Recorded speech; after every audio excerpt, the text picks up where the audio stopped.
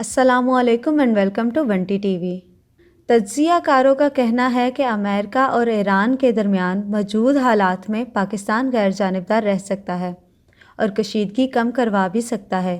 لیکن جو کشیدگی میں اضافہ ہوگا پاکستان کے لیے غیر جانبدار رہنا مشکل ہو جائے گا۔ پاکستان نے امریکہ اور ایران کے درمیان جاری کشیدگی کو ختم کرانے کے لیے مصلحتی کوششوں کا باقاعدہ آغاز کر دیا ہے، اور اس سلسلے میں وزیر خارجہ شاہ محمود قریشی کی بدھ کو اقوام متحدہ کے سیکرٹری جنرل اور آئندہ روز امریکی وزیر خارجہ سمیت دیگر اعلیٰ امریکی حکام سے ملاقاتیں متوقع ہیں۔ ان کوششوں کے پہلے مرحلے میں پاکستانی وزیر خارجہ اتوار کو ایک وفد کے ہمراہ ایران پہنچے اور ایرانی ہم منصب جواد ظریف اور ایرانی صدر حسن روحانی سے ملاقاتیں کی، جس کے بعد انہوں نے سعودی عرب کا بھی دورہ کیا۔ پاکستان کی جانب سے خطے میں کشیدگی کو کم کرنے کے لیے کوششیں تو جاری ہیں، لیکن پاکستان کس کی درخواست پر یہ مصلحتی کردار ادا کر رہا ہے، اور کیا پاکستان ایران اور امریکہ کے درمیان ثالث کا کردار ادا کرنے کی پوزیشن میں بھی ہے یا نہیں؟ اور پاکستانی پس منظر میں اہم ترین سوال یہ ہے کہ اس تنازع میں پاکستان آخر کب تک غیر جانبدار رہ سکتا ہے؟ ایران میں پاکستان کے سفیر رہنے والے آصف درانی کا کہنا ہے کہ پاکستان نے ایران اور امریکہ کے درمیان باقاعدہ ثالث کا کردار نہیں اپنایا، بلکہ پاکستان کی مصلحتی کوششیں اس کی اپنی سیکیورٹی پالیسی کو مد نظر رکھتے ہوئے ہیں۔ آصف درانی کہتے ہیں کہ بطور پڑوسی ملک ایران میں ہونے والے کسی بھی فوجی تنازع کا اثر پاکستان پر براہ راست پڑے گا، اس لیے پاکستان یہ مصلحتی کوششیں کسی کے کہنے پر نہیں کر رہا، بلکہ خطے کی سیکیورٹی سے جڑی اپنی سیکیورٹی کو یقینی بنانے کے لیے کر رہا ہے۔ آصف درانی کے خیال میں جہاں تک پاکستان کی مسئلہ کو حل کرنے کی استطاعت کی بات ہے تو اس وقت امریکہ، ایران اور سعودی عرب سمیت کوئی بھی ملک اس پوزیشن میں نہیں ہے کہ وہ اکیلے اس کشیدگی کو ختم کر سکے۔ ان کا کہنا ہے کہ اس مسئلے کو وہی ملک حل کرنے میں مدد دے سکتا ہے جو اس مسئلے میں پارٹی نہ ہو۔ پاکستان کے وزیر اعظم عمران خان اور اس سے قبل پاکستان فوج کے ترجمان آصف غفور امریکہ ایران تنازع میں غیر جانبدار رہنے کی پالیسی کا اعلان کر چکے ہیں، لیکن آخر پاکستان کب تک اپنی غیر جانبداری کو قائم رکھ سکے گا؟ آصف درانی کے مطابق پاکستان موجودہ صورتحال میں غیر جانبدار فریق کا کردار ادا کر سکتا ہے، لیکن مستقبل میں کیا ہوگا یہ اس وقت کے حالات پر منحصر ہے۔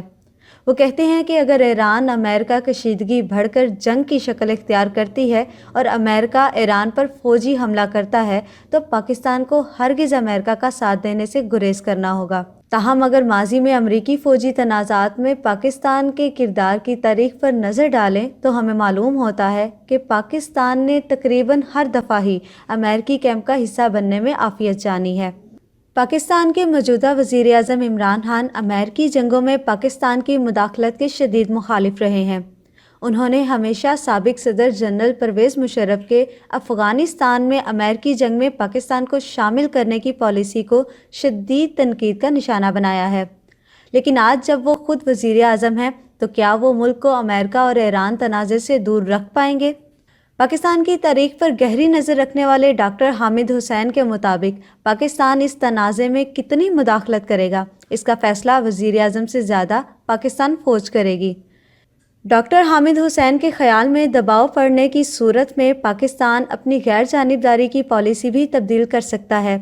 اور اس کی حالیہ مثال اجلاس سے پاکستان کی سعودی عرب کی جانب سے مبینہ دباؤ کے بعد دستبرداری ہے۔ ڈاکٹر حامد حسین کے مطابق پاکستان حکومت نے جب یمن جنگ میں غیر جانبدار رہنے کا فیصلہ کیا تھا تب حالات مختلف تھے، کیونکہ اس وقت پاکستان کی اقتصادی صورتحال اتنی کمزور نہیں تھی جتنی آج ہے۔ اس لیے اگر پاکستان پر امریکہ کی جانب سے اسی قسم کا دباؤ ڈالا گیا جو 2001 میں افغان جنگ کے موقع پر ڈالا گیا تھا تو پاکستان برداشت نہیں کر پائے گا، لیکن ایران کے ساتھ تنازع میں امریکہ پاکستان پر اتنا دباؤ نہیں ڈالے گا، کیونکہ امریکہ کے پاس خطے میں سعودی عرب، اسرائیل اور خلیجی ممالک جیسے اور بہت اتحادی ہیں۔